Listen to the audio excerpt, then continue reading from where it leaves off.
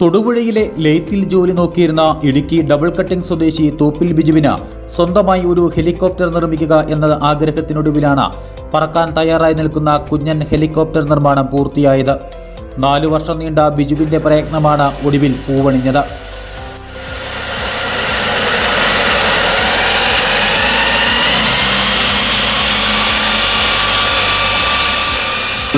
Late work ചെയ്തുകൊണ്ടിരുന്നപ്പോഴാണ് എനിക്ക് ആഗ്രഹം തോന്നിയത്. തൊഴിൽ കല്ലാനിക്കൽ സുബിൻ എന്ന് പറഞ്ഞ പുള്ളിയുടെ ലേറ്റ് കൃഷ്ണൻ്റെ വർക്ക് ചെയ്യുന്ന ലേറ്റിലായിരുന്നു. ഒരു 90% പുള്ളിയുടെ വർഷത്തിൽ ഞാൻ തന്നെ ചെയ്തതാണ്. ഇത് 4 വർഷം കൊണ്ടാണ് ഇത്രയും കാര്യം ഞാൻ ചിലപ്പോൾ. മിലിറ്ററി ആവശ്യങ്ങൾക്കായി ഉപയോഗിക്കുന്ന കോടിക്കണക്കിന് രൂപ വില വരുന്ന കൊയാക്സിൽ മോഡൽ കുഞ്ഞൻ ഹെലികോപ്റ്റർ 7 ലക്ഷത്തിലധികം രൂപ മുടക്കിയാണ് ബിജു നിർമ്മിച്ചത്. ഒരു കർഷകൻ കൂടിയായ ബിജു കാർഷിക വൃത്തിയിൽ നിന്ന് ലഭിക്കുന്ന വരുമാനവും ലെയ്ത്ത് ജോലിയിൽ നിന്ന് ലഭിക്കുന്ന വരുമാനവും മാതാപിതാക്കൾ നൽകിയ സഹായവും എല്ലാം ചേർത്താണ് ഹെലികോപ്റ്റർ നിർമ്മിച്ചത്.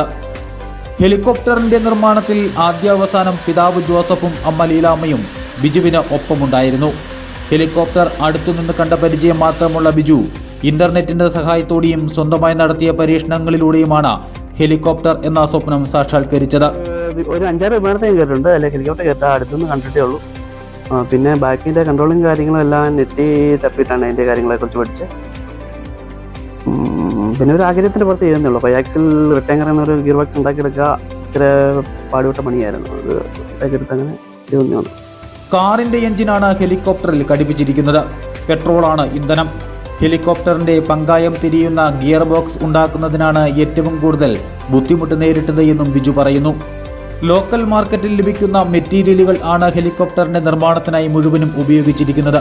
ഒരാൾക്ക് കയറിയിരുന്ന 10 അടി ഉയരത്തിൽ വരെ പറത്താൻ കഴിയുന്ന തരത്തിലാണ് ഹെലികോപ്റ്ററിന്റെ നിർമ്മാണം.